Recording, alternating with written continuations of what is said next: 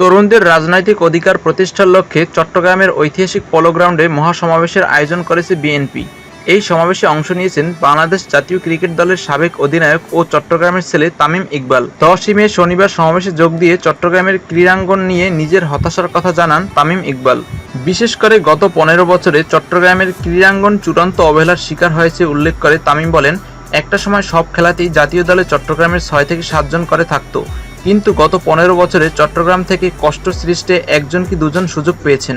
এমনটা কেন হয়েছে তার জবাব খুঁজে বের করা জরুরি। ভবিষ্যতে এই চিত্র বদলাবে বলে আশা প্রকাশ করেন জাতীয় দলের সাবেক এই অধিনায়ক এবং দেশসেরা ওপেনার তামিম ইকবাল। শনিবার বিকাল থেকে চট্টগ্রামের ঐতিহাসিক পলো গ্রাউন্ড মাঠে তারুণ্যের রাজনৈতিক অধিকার প্রতিষ্ঠার সমাবেশ শুরু হয়।